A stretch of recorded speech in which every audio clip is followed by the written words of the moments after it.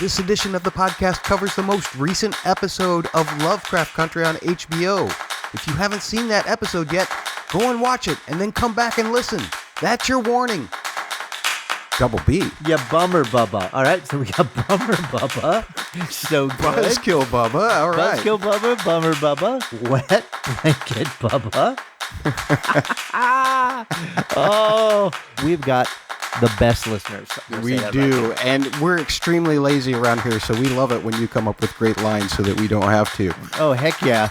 Double P podcast. Double P. What I like to call Double P. What I like to call Double P podcast. Welcome to Shoggoth Surprise.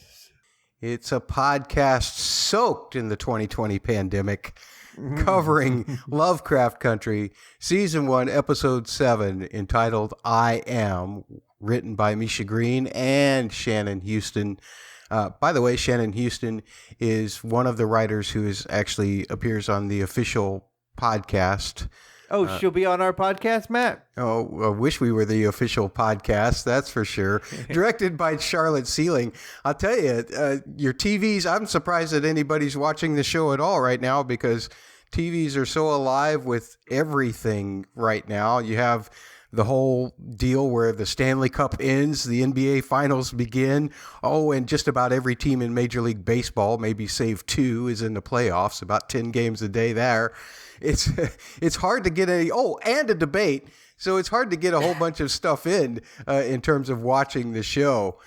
Now it's a chance where I get to scold you, Matt. You left off the sport that more people in America care about than any other, and that is football. Yeah, but football's got lots of time to have on its own. Everything else is crashing down on it at once. And besides, Patrick Mahomes is winning everything, so it doesn't really matter.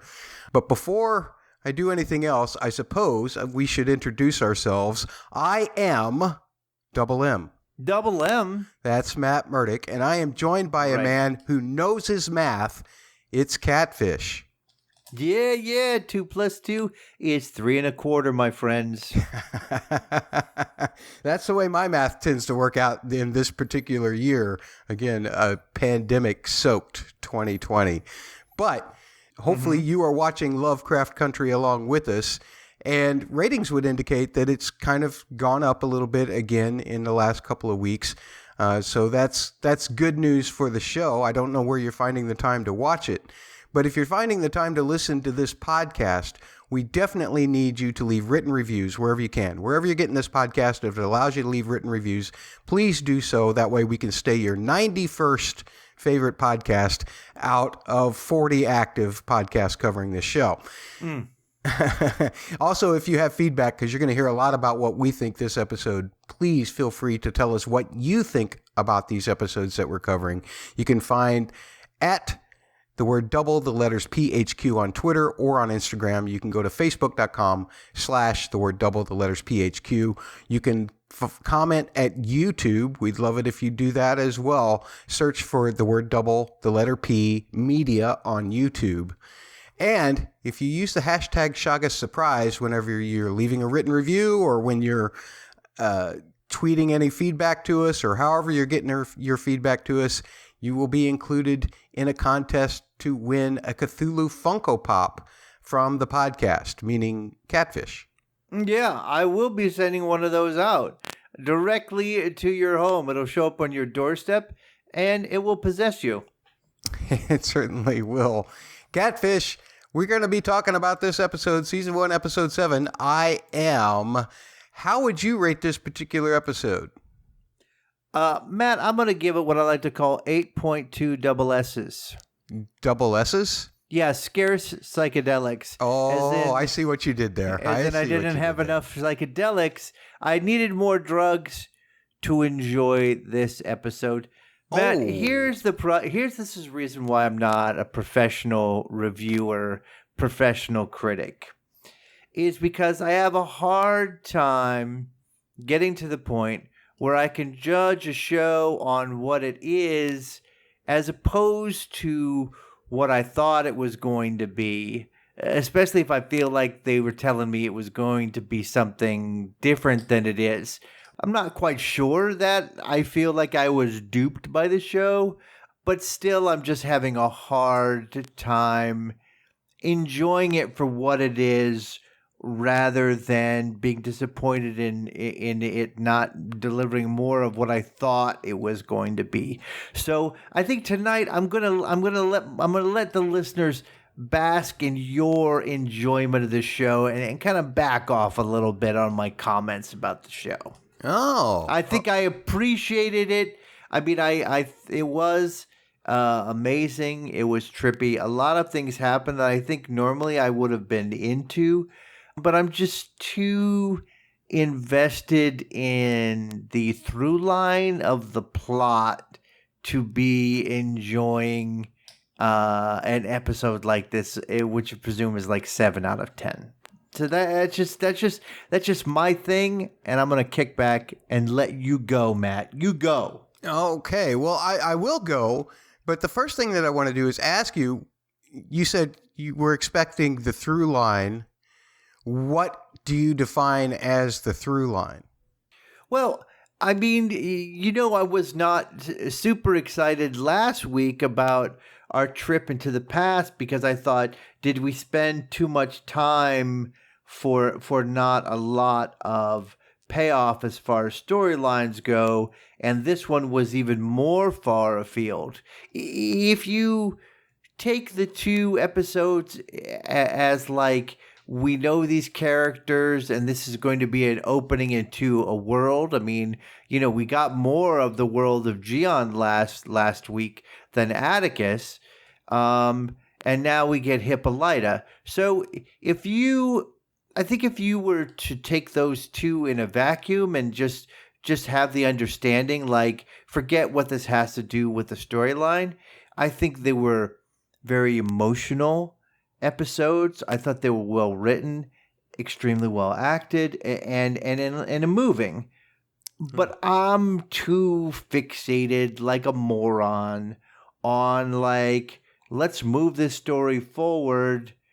I'm still stuck in the first 2 episodes and the whole Braithwaite thing, and that's not what they're interested in, and that's what I'm stuck on. So let me just stop talking, Matt. You talk more. Well, I'll tell you what, Catfish, you call yourself a moron, but maybe it's me who's more of a moron because I lose track of what the main plot line of the show, and I just go off on these tangents looking into character and some thematic issues, and that's what I found so appealing about this particular episode. I gave it 9.3 double P's out of 10. Double P's? Yeah, Portals Police.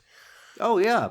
I know those guys. Yeah, they're not very fun. But in all seriousness, I felt like Misha Green and Shannon Houston, to me, crafted one of the most eloquent and powerful and personal paintings of what racism, and of course, you and I, we can't experience this. We have white privilege. So we don't understand just how hurtful even the simplest thing of just looking at somebody in a way that makes them demeaned or whatever. We can't possibly speak from experience on that.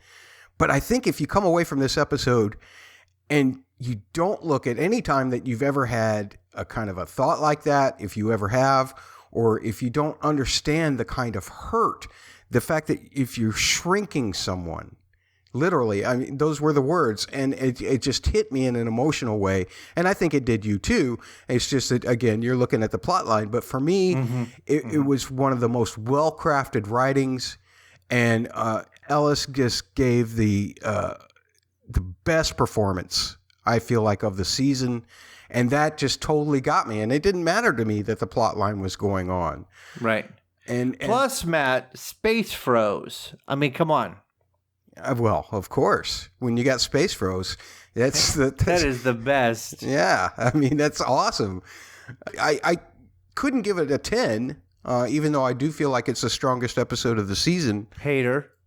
Yeah, I am a hater, aren't I not? But, I did have a little bit of an issue with the Double D. Double D. The Dell death. I just found that a little bit confusing, and now I've got some questions for that when we get to that in the story. And I was a little confused about the ending of Hippolyta. And while it did check some boxes in terms of like, okay, well, there's some dead bodies and there's some blood, so I guess we'll still call this a horror. It was still much more just about another personal character story like last week. And I'm really into those. I think the difference is that you're wanting them to remind you that they haven't forgotten about everything. I have faith that they won't let us forget by the end. And to be honest with you now, Matt, I think this is the way the source material is structured. And so to be honest with you, I don't think that, now that we get back to sort of the main storyline, to be honest, I don't think they have much of that there either. They're wanting to tell these side stories, and I don't think the main storyline is going to really pack a punch. Okay. So you're worried that this is delaying the inevitable, disappointment? Yeah, exactly. It's kind of funny that I'm going to complain both ways, but now when they get back to the main storyline, it seems to be, there seems to be so little forward movement on it. I really think that it's going to end up being a bummer as well. Wow. Okay, well, we'll have to see about that. In the meantime, the viewership has gone up again over the last couple of weeks. It did drop like a percentage point for the 20th, Sunday the 20th, but it came back up another 2.5 points on the 27th. So we're still averaging right around 750,000 viewers on, I'm assuming, a live watch, and probably, of course, much more on the terms of the streaming and whatever. But we want to know, again, what you think about this show, about this episode. Do you agree with Catfish? Was it a nice jazz hands, look over here, or was it as important for you to dive into character as it was for me? Yeah, I was just double C this week, Matt. Double C? Yeah, crabby catfish. Crabby catfish. Ooh. I did not stop. I was unable to allow myself, because I'm a jerk, to enjoy what was presented to me fully. You're not doing that just to spite me, then? Apparently I'm doing it just to spite myself, Matt. You're not the one that has to live with me. I have to live with myself. That is true. Spiting myself. Folks, we'll put it on a poll. Should Catfish have to live with himself any longer? You can respond by or should he end it all?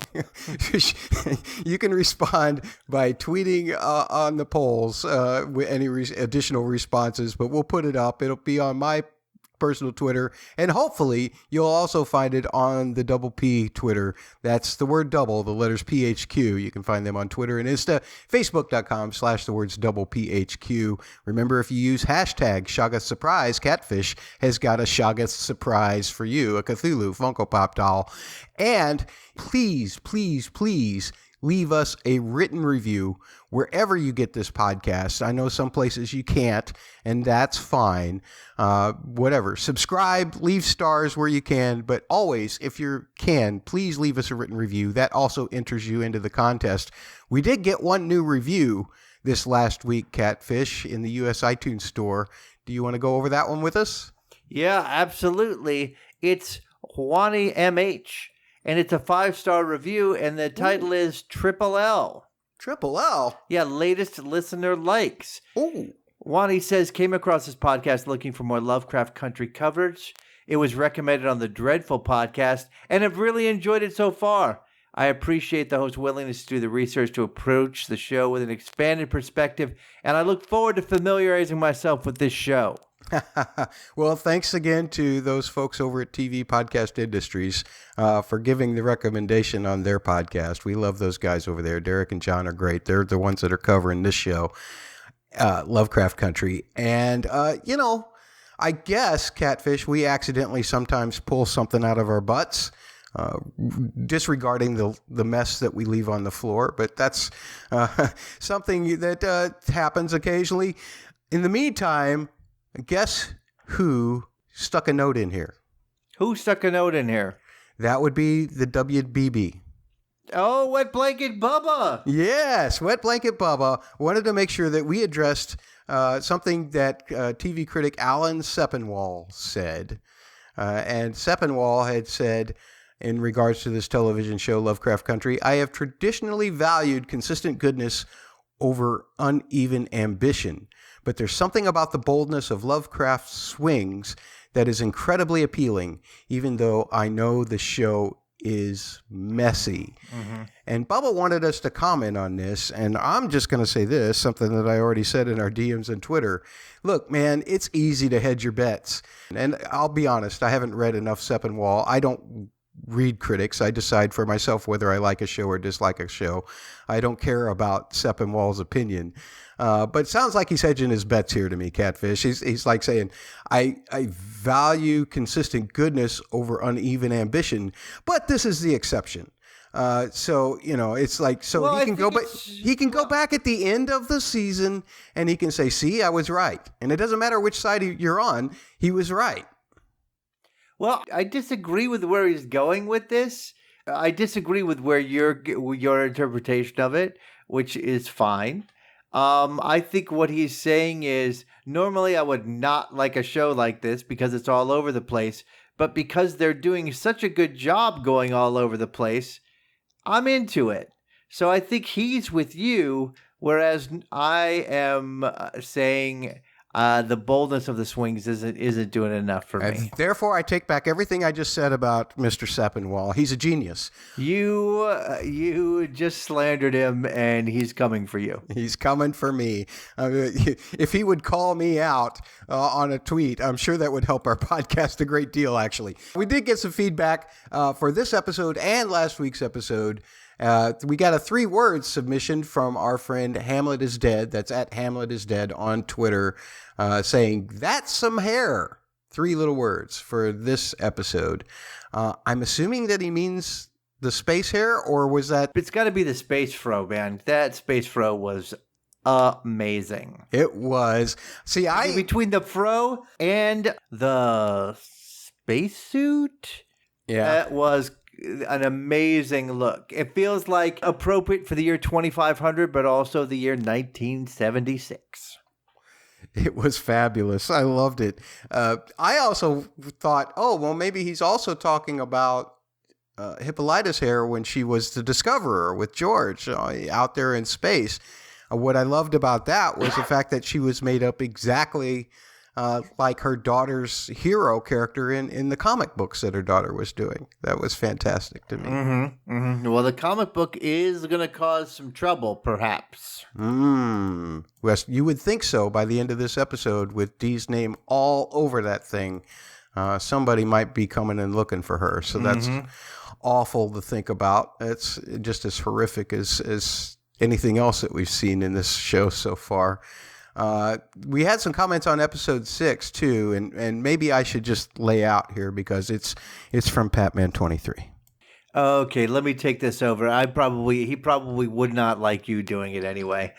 He says the episode regarding episode 6 cleared up Tick's calls to Korea and his reaction to die in his translation work. And why, when he called, Gianni asked, "What are you?"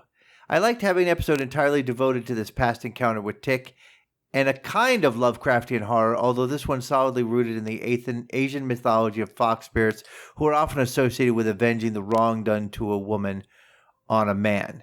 I like the theme of monsters falling in love with all the messy blurring of what being a monster is. I hope this isn't the last we've seen of Gian, a tricky episode of things not being what they seemed. Interesting. Batman?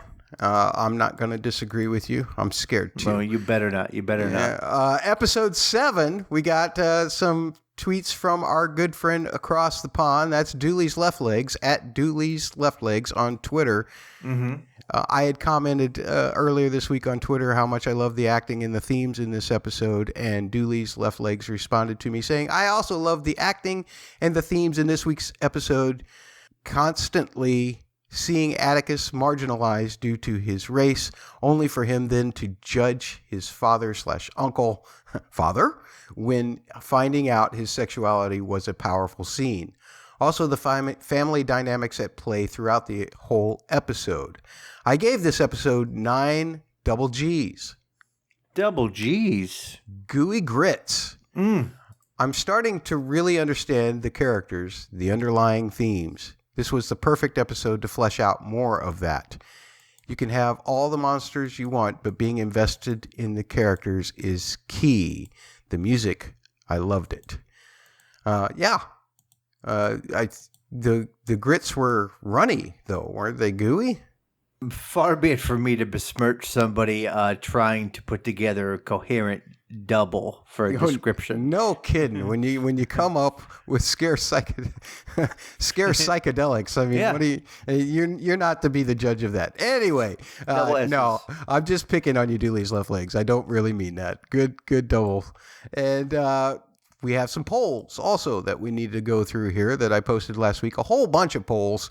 Who knew Jamie Chung could sing? And I commented, nice job. 77.8% out of 900 votes on the 100 Twitters said they did not know that Jamie Chung could sing. So she surprised everybody with that one, I suppose. Did she ever sing in the real world? Isn't that where she started out? Did she ever do any singing in that? I can't remember. I don't know. I don't know. Yeah. I never watch reality TV, so I wouldn't know. That's why I was hoping somebody out here might. But let us know. At the word double, the letters PHQ on Twitter. Another poll that we did was, I think Young Ja and Jia's relationship was purely platonic. Or platonic. Platonic. You're focused on the galaxy after this week's of. I'm out there in outer space. But Catfish thinks that there's something deeper there. Mm-hmm. So are you Team Catfish or Team Double M? I got beat sorely in this one. 84.6% out of 1,300 votes on the 100 Twitter said, yeah, Team Catfish. So my naivete rang through on that one, I suppose. I beat you harder than Tick beat his Uncle Dad last week. Father? Then another poll that we had, and these are from our Which is Worse. We do these every week as well. So look for those polls again on the word double, the letters PHQ on Twitter, if he bothers to retweet them instead of just sticking comments in from Seppenwall. This one was, which version is worse, the film Count of Monte Cristo or the book version of Monte Cristo? 75% out of 800 votes on the 100 Twitter said the film was worse. Catfish asked an interesting question. Which version? It would have to be one pre-1950, right? Mm-hmm. Yeah, let's say that. Yeah, it would have to be because she met him in 1950 and she'd already seen the film. So one last Lovecraft Country poll here. What's the worst death? And I can't believe that people actually listened to me, my lack of logic last week. But the choices were, was it worse to die via plier torture or worse to die via foxtail impalement? Mm-hmm. 54.5% out of 1,100 votes, Catfish, said that foxtail impalement was worse. Well, I'm just going to pull the very Trumpian move here and say that people misunderstood the question. That's why the answer came out wrong. Well, here's the thing. I put out more tests, so you get more positives that way. All right. I said better to die via foxtail impalement than plier torture. No, you said worst. Yeah. Okay. No, I always thought it'd be better to be screwed to death. Why not? Yes. Pliers. But this one, he said the worst death is by fox. Yes. I said fox better to die by fox impalement. I'm taking the loss. The narrow loss. It wasn't like when I beat you like a drum. Yeah, that's for sure. But again, the naivete rings through. Let's get into this story, Catfish. We have several different lines going through that I kind of divided up as best I could. First, we have Ruby and Christine's story, which is AKA I am the person who knows what's in the basement. And by the way, Chrissy from YouTube was right. She was the one who said last week that there are bodies in the basement, and that's exactly what it was, not the time machine that I thought it was going to be. Time machine was way out in Kansas. Well, Matt, now that we bring this up, it might not be a good time. We had some polls that we talked about last week. Was Del a transformed person also? And on our poll, it was very close. We had 53.8% yes, 38.5% no, and 7.7% other. And so, we talked about this, and I have to give you credit for that too, because I really wasn't thinking it through, and you were the one who said, weren't you the one that said, maybe Christine was being Del? No, right? I was not the one who said that, but we entertained that possibility. I brought up the fact that they were both in the same place when Christina and Del both showed up after the second Shoggoth attack as George and Tick and Letty were coming up out of the village. Well, who the hell was being Del then? Well, that's a good question. So we see that when Ruby and Christine are in the basement, there was a window, but the basement's often, you have one side that's exposed and the other side's underground. But there's a dead William and a dead Del are there lying, and Christine explains to Ruby that she's harvested their blood for this transformation spell / potion.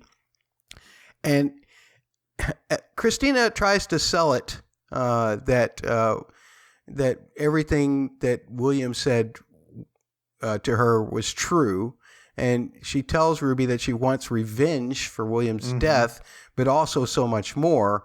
And she tells Ruby about the lost pages that she's looking for and how it involves Ruby's family. So the first thing I want to get to here, Catfish, is these dead bodies. It doesn't really matter so much when William died, because she could have gotten the potions then and used the William potion while she was Artem. But the fact that her and Del were in the same place in that one scene tells me that probably Del either died at Artem or after Artem. What I'm thinking is, I'm wondering if Letty's blow to the head that she gave the rifle and Letty went and Del fell down the steps, did that kill her? And then Christine just brought the body with her when she came back to Chicago? Well, that would make more sense that, you always want to have a spare body. I don't know whether, Del's, nothing special, but, who knows when you want to be incognito and roll around as Del. Exactly. Who knows? But anyway, so this kind of bothered me. This is one of the things that took off a couple points because I couldn't rectify everything in my mind. So I'm going to put this on the poll as well. The poll will actually be, when did William and Del die? Both before, William before, Del after or during, Del before, or William during or after, or both after. So folks, you can vote on that. It's already up on the double P as well, at the word double, the letters PHQ. Did you believe Christina when she said all of these things to Ruby? I didn't, but I think you were supposed to. What about you? Well, see, I'm on the fence on this as well. I don't ever trust anything that Christina says, really. However, if she's going, it all depends on what happened when Ruby says, you're going to tell me everything, and how long that conversation continued afterwards, because we're not clear on that. Just the fact that Ruby volunteers to take care of Dee, to kind of get an in with that side of the family, and the way that she's kind of spying on Letty later on in the episode, makes me think that if Christina didn't come through with the whole truth, she's given enough to Ruby to where Ruby's willing to work for Christina. What do you think about that? I mean, this is a good episode for Ruby, in that it feels as if she kind of has been discarded, not treated well. And she has a person who is saying, I believe in you and I believe that you can be whatever you want to be. And then she gets a nice interaction with her sister.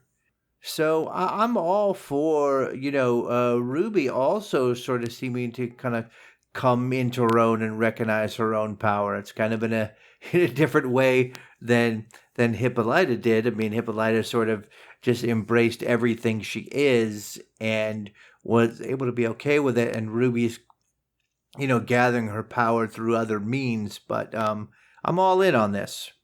All right. Folks, let us know what you think. Again, at the word double, the letters PHQ. You ready to move on to the Letty, Tick, Ruby, and Montrose stuff?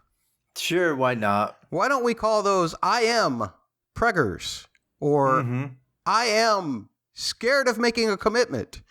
Or I am a mooching homophobe? Because that's Tick. Letty has this dream about being in the fire at the original mansion, chasing Atticus's ancestor, Hannah. She looks down, realizes she's pregnant, and then she's on fire, and she wakes up suddenly. She's looking for Tick. He's been upstairs looking through all the notes, evidently all night, and Atticus is frustrated because he tells her that the machinery that was used at the ritual in Artem, he doesn't have any of that stuff. He doesn't have any of the symbols that she was talking about. And they realize that it's going to take more than just words from these pages to cast the spells that they want to do to protect themselves. Then Letty actually mentions Hannah being at the front door with a book, and it kind of sets off alarm bells for them. They both have had dreams about the ancestor Hannah. And they come to the conclusion that the Book of Names is what Hannah must have been taking, and that could be the key to the whole thing. If they have the whole book, maybe they know how to cast the spells and all of that. Because Atticus doesn't know much about his mom's side, everybody kind of shut up. The only person to go to is Montrose. Here's the thing that I'm a little bit confused about. So I beat the living hell out of you, and then we're kind of okay, and I can still come to you? Like, that feels a little weird, right? Except in the context that his father did the same thing to him when he was much littler. I guess, but in other words, it's like, that's the weird thing that happens when, he assumes what's correct, that Montrose, killed the person that was going to help them out. But there's never a discussion about it, and there's never a like, why did you do that? And so if there's no discussion about it, then we have to assume that Tick also assumes the correct. Well, who knows? Who knows what's the correct thing? We don't know. We really don't know why Montrose is doing it. We can assume he's doing it to protect his son, but he's never really cared that much about his son. But if he is actively working against him, I'm not sure why you go to him, except that, whatever. He's going to maybe try to beat some answers out of him about his, his mother's side of the family. I don't understand. I guess when it comes down to it, I don't understand why what he needed from Montrose was so important that he was overcoming whatever issues he had with him. And then when he realized that Montrose was gay, that stopped him from pursuing whatever was so important to him that he went to talk to Montrose. So one way or the other, this whole thing doesn't make sense to me. I read that only slightly differently. I think that you have a problem with that, and I think that that's valid, especially about the first part. I thought it was the fact that Montrose took his shirt off and started standing up to him that made Atticus so mad that he took off. By the way, Ms. Catfish made me promise that the next time we have an argument that I take my shirt off. Now, she said she might laugh at me, but that might be a good way to end the argument. That would certainly end the argument if she just starts laughing at you. Because it was so weird he took his shirt off. I can understand if he took his belt out, but I don't understand, like, the shirt is like I don't know. Okay, whatever. Let's move on. Well, speaking of Montrose, he's let Sammy stay with him finally, and Sammy wants to celebrate it, so he's fixing up some breakfast, and then Montrose pulls the whole "oh, I can't commit to you" thing. Wait a minute, my neighbor saw you. What's up with that? All of this, he starts trying to push Sammy away, and he's disrespecting Sammy's cooking skills and all kinds of other things, and Sammy just has had enough, and he's starting to leave, and Montrose follows after him to apologize, I suppose, and they get to the front door. Sammy's already out the door, and Montrose is trying to stop him, and that's when Letty and Tick just happen to be there, because that's what happens in television. Mm-hmm. And Tick is definitely not happy in discovering that Tree was speaking the truth. He calls Montrose this horrible, horrible slur, which I don't feel is repeatable at any point. I understand the power of it in television, but to me, that's like the worst slur you can use on somebody who is gay. And then he asks Montrose if his mother knew, and Montrose says yes. So Tick is flustered by that as well. See, to me, Tick walking away was more of a heat of a moment thing. He stopped thinking about everything else because he was just in the heat of the moment. But fortunately, Letty hung back for just a minute, and she got some important information. He goes out to, kick some cans around because he's mad. And Letty comes out with information regarding at least his mom's cousin, who was also in Tulsa during the horrific thing that happened there. And they now have a lead on a friend of his cousin who's named Bertie in St. Louis. And they decide to, borrow Woody from Hippolyta once again, that mooching guy. And they're going to go to St. Louis. But when they get there, Hippolyta's not having it. She's kind of on her own mission. She calls it a guide trip. And then things just get even more awkward because Ruby happens to be there taking care of Dee while Hippolyta's going to be going away. And Tick and Letty make the decision that Tick's just going to take a bus to St. Louis while Letty stays behind and tries to make amends with Ruby because they're not... And that bus gets there awful fast. He's there later on that night.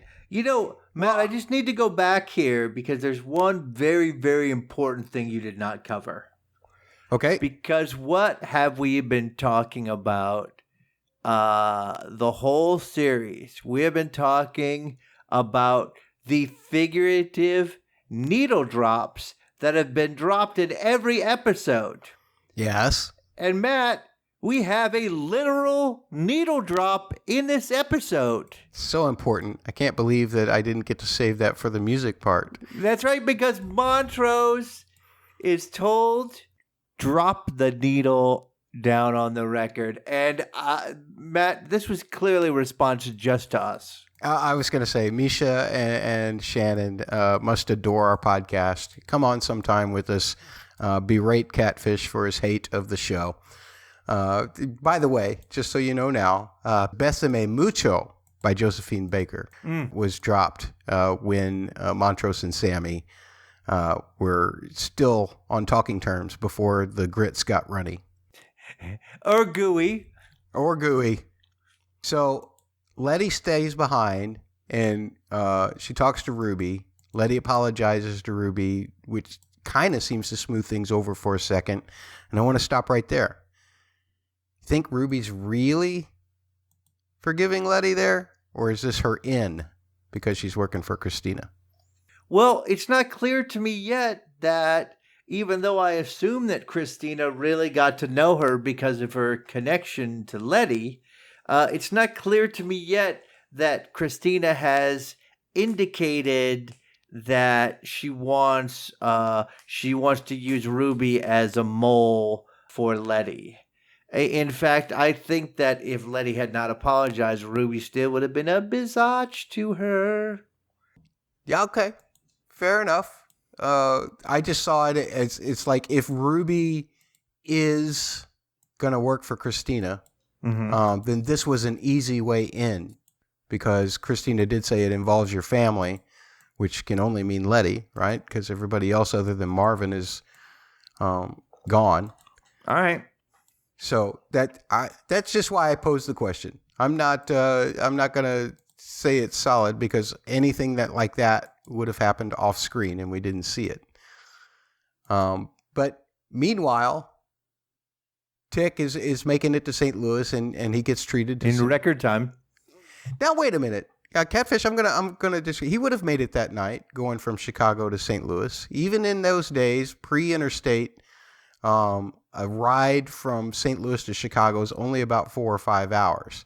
Now, would that have been an awful late time to drop by somebody's house in order to stop by for dinner, and they just have dinner made? Possibly, but I don't know.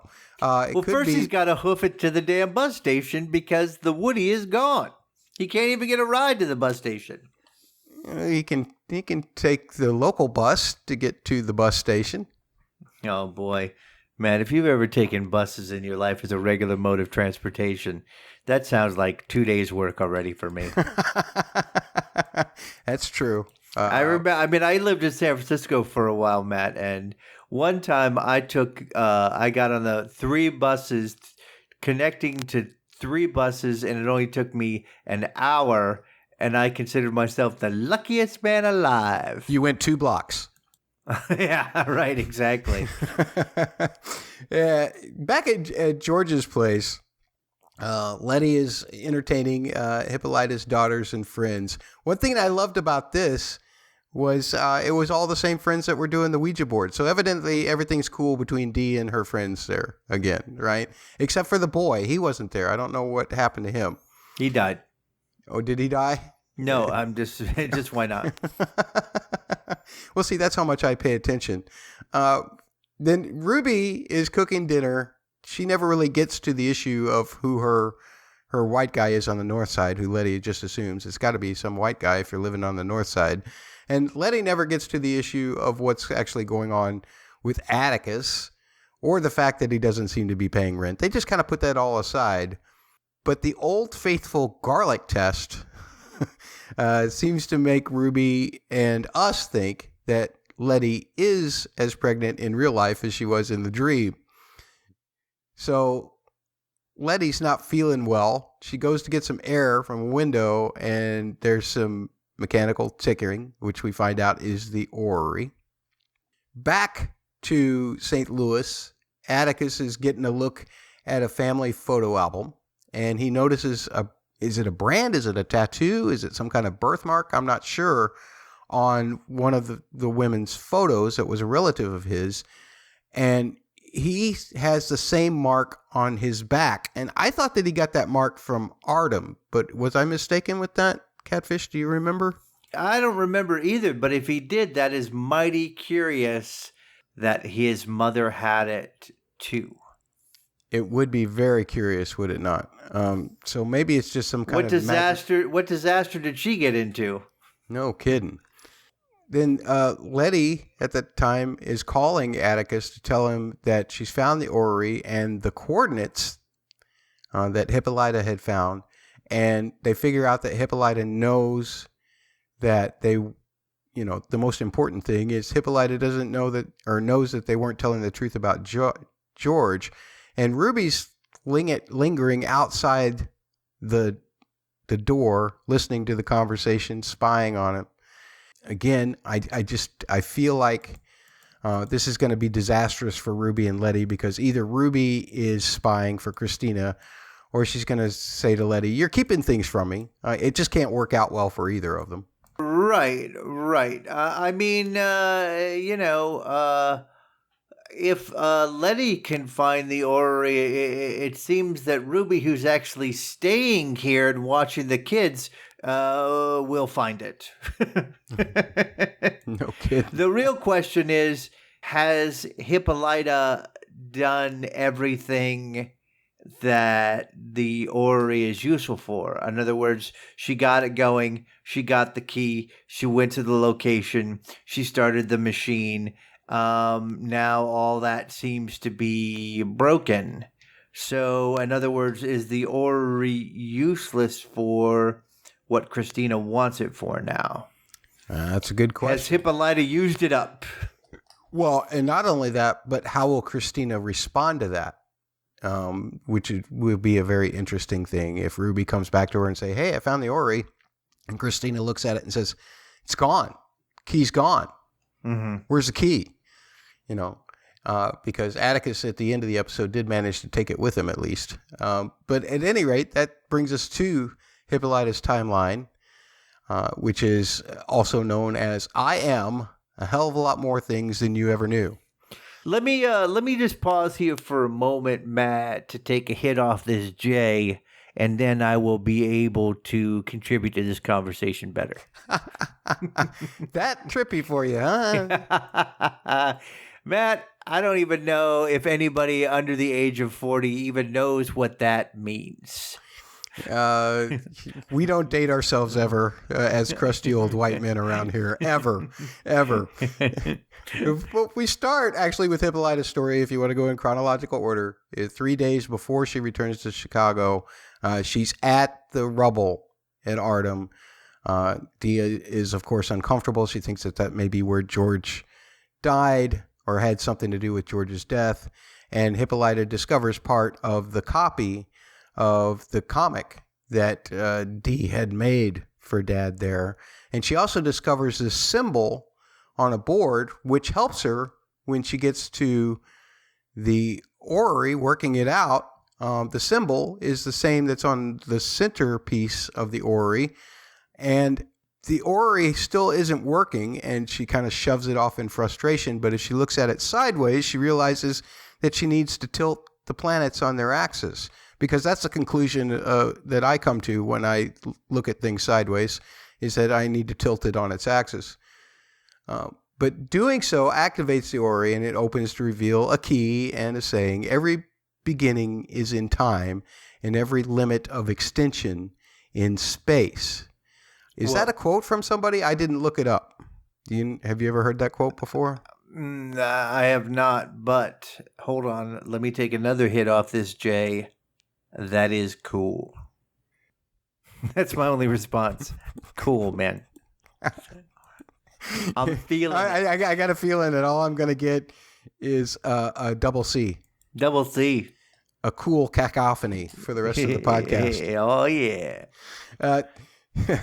But at any rate, it's also got some coordinates, which we don't need to read off. You can see them clearly. But I checked out these coordinates in Google Maps because that's what you're supposed to do, right?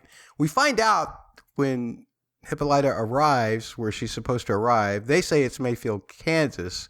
However, those coordinates actually go to a place. Tell us the truth, Matt. They go to a place that's kind of between Fanning and Troy, which is much more up by St. Joe, Missouri, whereas Mayfield is much further west and a little further south. So I'm not sure what that was supposed to be about. Mayfield is an easy word to remember. So maybe my Google mapping wasn't accurate, but I feel that it was. It doesn't matter because all of the rest of the coordinates also have a third set of coordinates, which I don't know if that's a separate Earth, if that's a different time. Wait, Matt, you didn't you didn't Google the rest of those coordinates for the rest of the episode? I did one, but I didn't know how to Google the time slots. So that's where I got tripped up. But once she has her coordinates, she's ready to make her trip, and she leaves Dee in Ruby's care. Dee doesn't seem too happy. She doesn't want to give the checklist, even though she does leave her copy of the comic book in the basket for Hippolyta. But she takes off, and on the way, she listens to a French song by Josephine Baker. We'll talk more on that in the music section. Mm-hmm. This is what's weird. They have this scene where a woman, I guess maybe it's just an expression of who Hippolyta wants to be. She sees this woman on the motorcycle passing her. They exchange some friendly greetings, and the motorcycle goes on.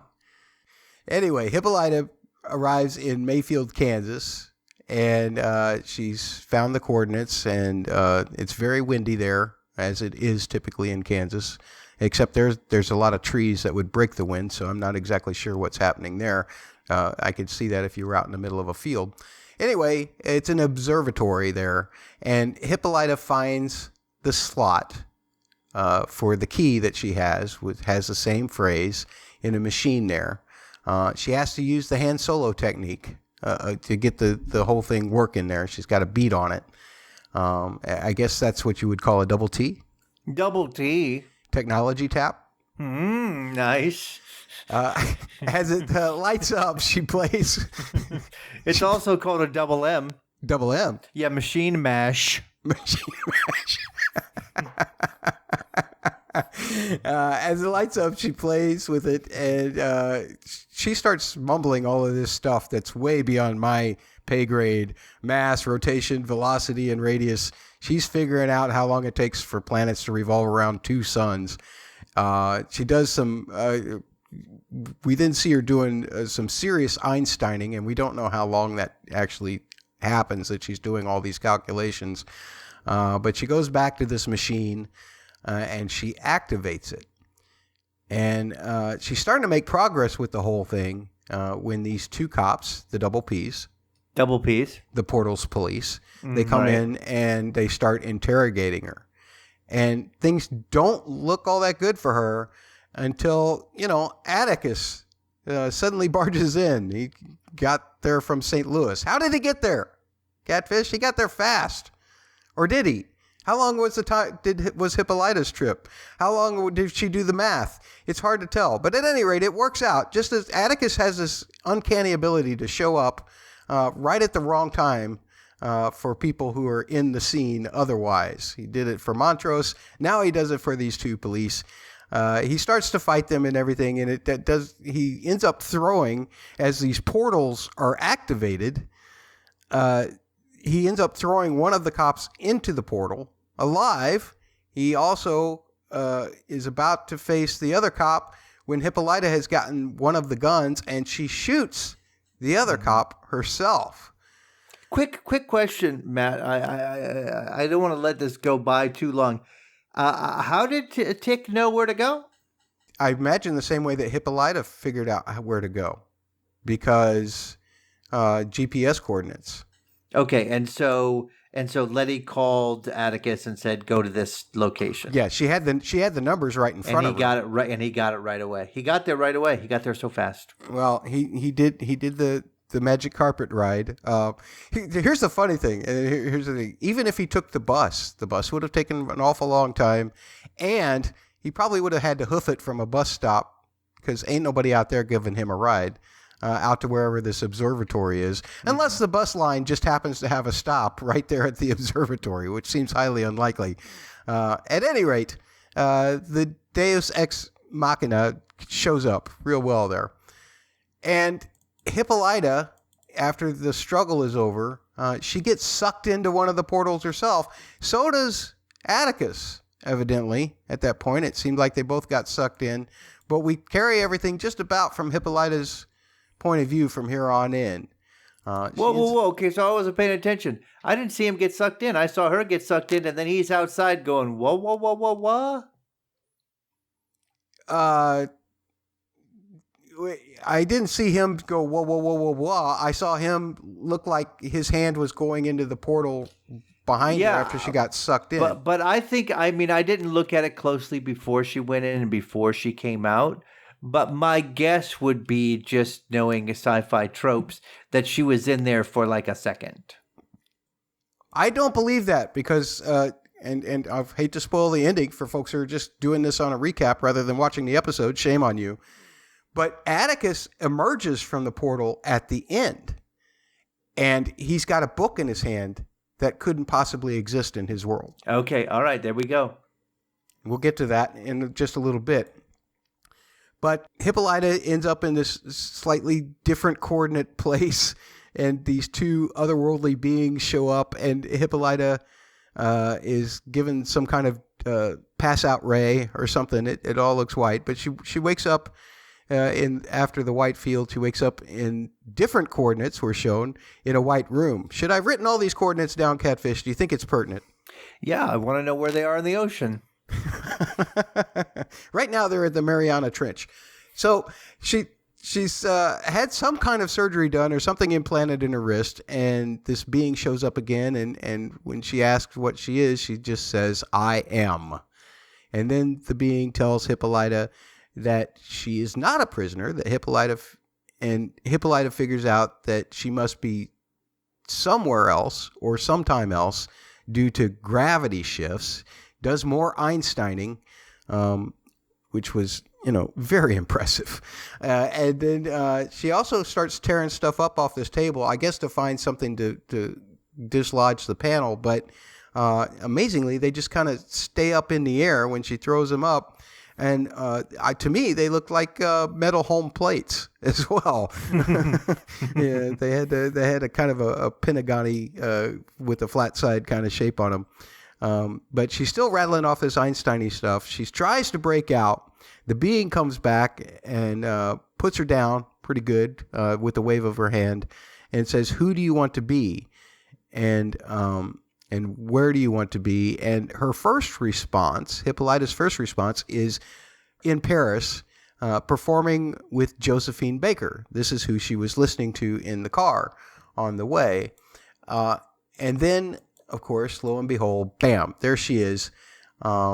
It's her first night. She's trying to learn the dance moves on the stage, and she's a complete flop. And just as French people typically do, the French people there do not like the American working their shtick.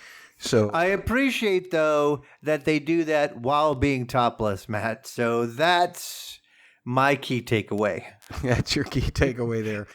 And after her first night doesn't go so well, Josephine actually takes personal interest in her and shows her the moves. Now, Catfish, I've done a lot of touring, and I've done some touring with some big stars. Have you? Yes, and big stars never take personal interest in the people working underneath them. That's because she's freaking Josephine Baker, and she's awesome, man. Okay, she is. She's much more awesome than anybody I've ever worked with, because all I've ever answered to was a musical director or maybe a rehearsal director if the production is big enough. So good on Josephine Baker for being so. You know what? It could be different in the music world than it is in the acting world, Matt. But I will have to say there are some people I have worked with in the acting world that have gone out of their way to be nice to all the little people who show up on set. And when I show up on set, Matt, there's no doubt about it, I am a little person. I'm sure that's a great philosophy, because if you do treat the little people well, then chances are it's going to make your job a whole lot easier, right? It is, presumably, but there are a lot of people who thought, like, these people don't matter, so it doesn't matter whether they make my job easier, because if they don't, I'll just get rid of them anyway. Yeah. But it is unusual and odd, I will say that. But let's just pretend that, look, this is her journey. She is the center of this journey. I presume in some way she is sort of making these things happen. And so, of course, she's going to get personal attention from Josephine Baker. That sounds appropriate to me. Did she imagine herself becoming quite the partier, hanging out and being almost a second star, much under Josephine Baker, but still she's treated as some royalty there as we go on through her life there at Paris. And Josephine talks about how she feels like she's a star in the black of space and magnificent yet already extinguished. We can get more into Josephine Baker's life, actual life, in a minute, but I thought that was a wonderful line there. And then Hippolyta starts realizing that her own life, the life that she knew in her world, was a lynching without a noose. They're both furious from the racism that they've suffered. And that makes Hippolyta figure out that she's angry. And she says, "I am Hippolyta," declares her name, and suddenly she goes to a different set of coordinates. Anything about the rest of the Josephine Baker stuff before we move on? No. Let's move on. Let's move on to the warrior shit. I love it. Oh, I love the warrior stuff too. because she is being trained for battle, and she's given this great speech about how blacks have been wronged, and it's fueling her feelings of hatred. And this warrior that is training her name is Nawi, and man, this gal just effing rocks. The whole metaphor of get up, just keep getting up, keep fighting the fight, don't give up. I loved that.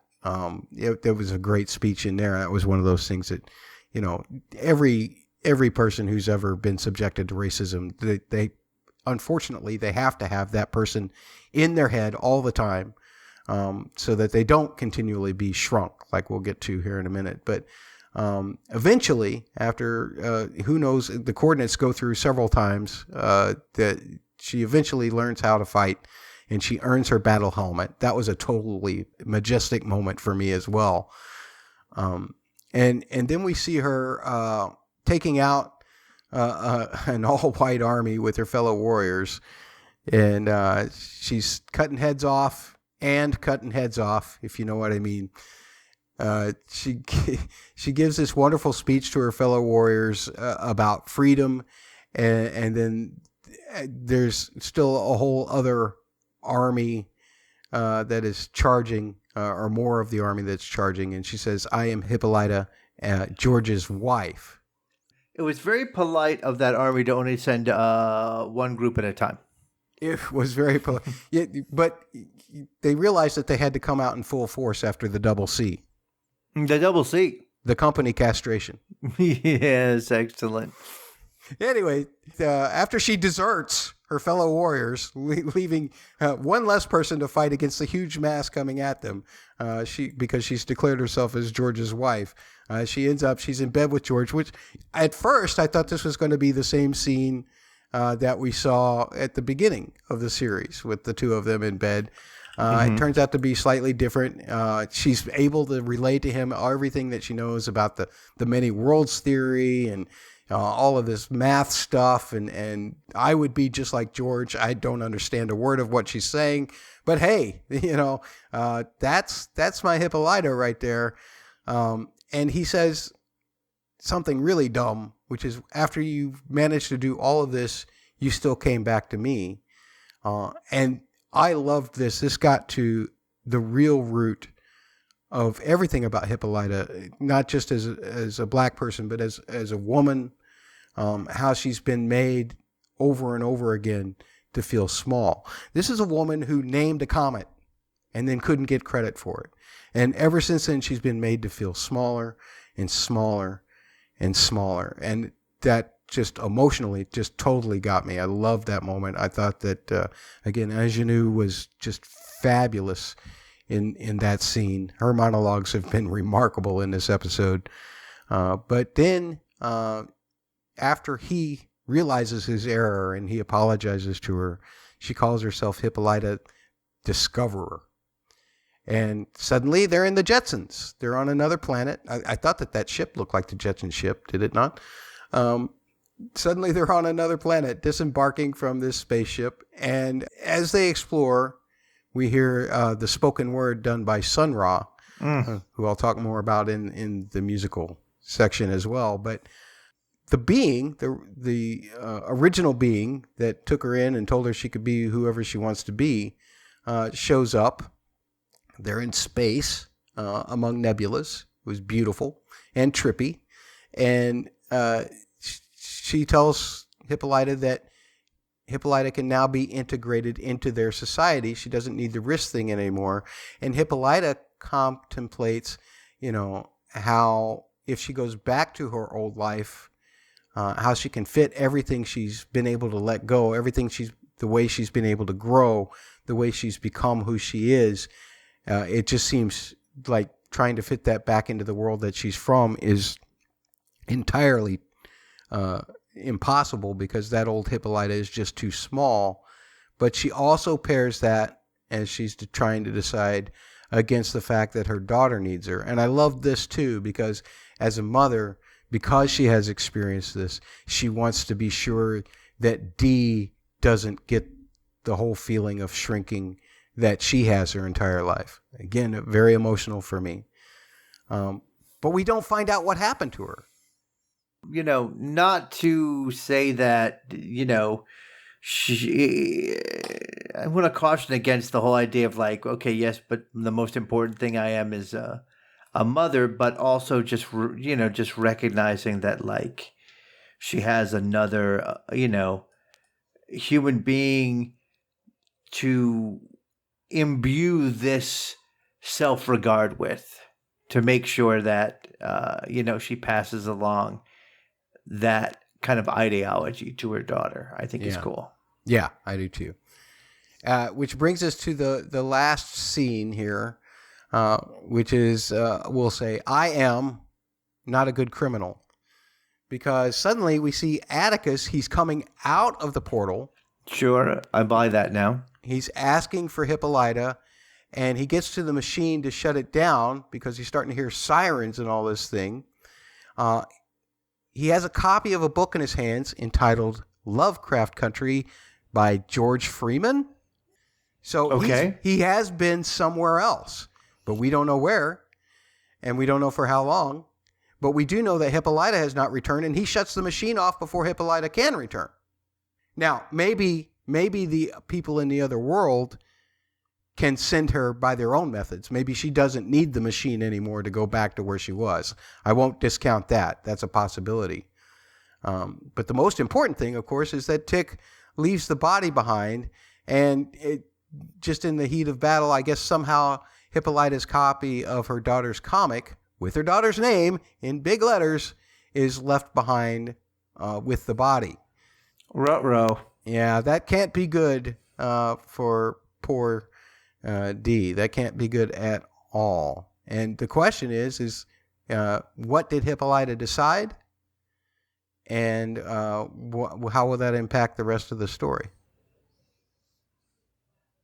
Well, Matt, that's your tease to get you to come back next week. It is the tease for us to come back next week with J's in hand, just in case. So, anything else about the story overall, Catfish, before we move on to some games? No, let's move on to some games. Let's do this. All right. We like to play a game around here called 3 Words. I started this back with my Lost podcast, Keys to Lost, back in 2009. Has it been that long ago? I can't believe it. I cannot. Absolutely. It's just weird. But, Catfish, you or me first? Who has a 3-word description for this episode? My 3-word description is Afro envy. Oh, you're just cheating all the time now, Catfish. It's so little effort. I mean, I ask for just 1 or 2 things for you for a week. Watch the episode, comment on the episode, which I know with me that can be quite the task. And then come up with a double here or there, and also come up with 3 words. What have you done for me this podcast, Catfish? Not much, Matt Murdock. Folks, that's why you should never do drugs. It makes you unmotivated. You don't do anything. You just lay around in the gutter and let everybody else do the work. Is that your screed against drugs? My 3 words. I am moved. I'll just restate this. It was the best explanation of what racism and chauvinism, for that matter, must feel like when you're on the receiving end of that. And it was so beautifully acted, and it put everything in. This is one of those things that if this doesn't reach you on a human context, and I know it does you, Catfish, I'm not calling you out, but I'm just saying if there's anybody who listens to this podcast that this didn't move you, I don't want you listening, to be perfectly honest, because I just don't know how I'm going to reach you. We're not going to say anything that you're going to like, is for that matter. Time to play another game called What's Worse? All right, let's do it. All right. I've got one here. I'll go first this time around. Do it. What's worse? Dying? Or after you've died, having your body's blood being used and to make a potion so that you are the skin of another person? Matt, it's very simple. This is a very easy question to answer. All of us in some way, either through having children or creating some sort of art or whatever, we all hope that somehow we'll be able to live on. So obviously, it's not my top 100 things in which a way I'd like to live on, but to have my blood being used to become the skin of another person, that is kind of living on. So I'm going to say it's worse to die. Just dying. My argument for that is you're already dead. And there's just going to be bits and pieces of you laying all over Chicago because people keep busting out of you. And I don't want to be remembered that way, as the person whose DNA just keeps showing up in the police scanners. How about you, Catfish? What's your worst? My question is, what's worse, taking your shirt off in an argument to make a point, or smacking very highly technical equipment to get it to work? Ooh, that's a good one. I would have to say taking your shirt off is worse because your shirt might protect you from some glancing blows. Okay. All right. Well, then I'll say it's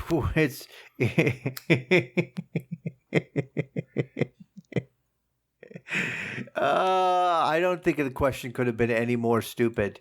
So I'm just going to agree with you, Matt. Well, I don't think my answer could have been any more stupid either. So there we go. We're in the same place. Yeah, it's perfect. That question deserved that answer. Music. Of course, Josephine Baker was a big feature in this episode. There were a couple of pieces done by her. One of the things that made Josephine Baker so inspirational to Hippolyta probably is she refused to perform for segregated audiences in the United States. She was born in St. Louis. She moved to France with her husband and became an expatriate. And Paris is the place you want to be, I suppose. Me and you have talked about that before at this time. If you're going to be anywhere, that's the place to be. Mm-hmm. But she was very, very famous. She was internationally famous.